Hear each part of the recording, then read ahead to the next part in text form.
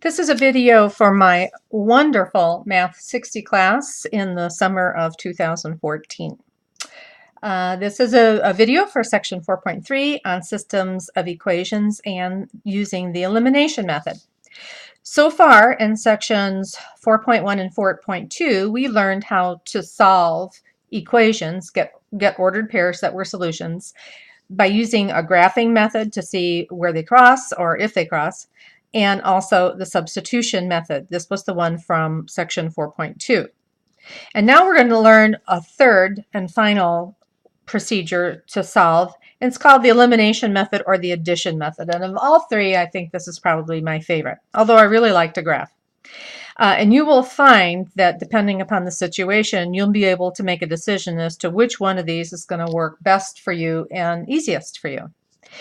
When you use the addition method, this is where that old standard form comes in handy that we talked about before. So if you're going to be using this method, you're going to want to set your equations up like this if they aren't already set up. We're going to work a bunch of problems, but first some things. One thing that you need to remember, and it might be really obvious, but we're going to be implementing it an awful lot. If I start out with two things that are equal, this is an equation, whatever's on this side, A, is equal to whatever's on this side, B. And I also have another equation over here. These two guys are equal. If that's the case, then I should be able to add C to A and it be equal to B added with D. And that's what I'm saying here. So basically the message is if you start with an equation, I should be able to add something to both sides of that equation just as long as this statement is true, that they're equal to each other. And let me show you how that comes into play. So here's our first example. Here's a system of two equations. 5x minus y is equal to 4, and minus 5x plus 2y is equal to negative 13. So if you look it over, just get yourself familiar with it, you can kind of zoom in on this part right here. You can see they both have a 5x term, and one of them is positive and one of them is negative. And when you get a system of equations that's set up like that, that's a huge advantage. We really like that. So watch what happens when we add these guys together. So this is like the A equals B. Let me move that down. This guy here is like A equals B, and this one here is like C equals D. So we're going to add them. So I lined them up, and now we're going to add. So if I have 5x plus a negative 5x, they zero out. And when I add these guys here, I get just y, or 1y.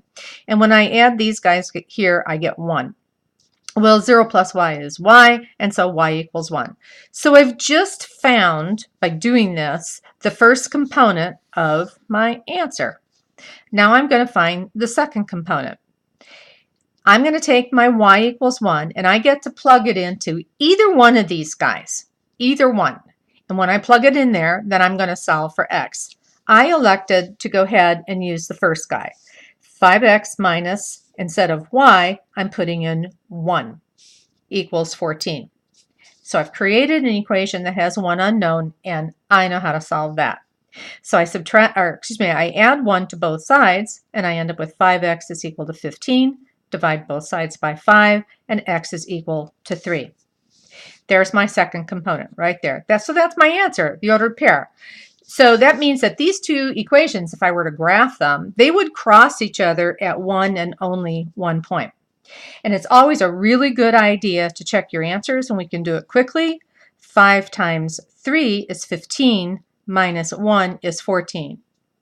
Minus 5 times 3 is a negative 15, plus positive 2 is indeed negative 13. So the check lots of times could be just in your head. So rather than make a really long video, I'm going to probably just do one on each example. And so this is the end of video part 1.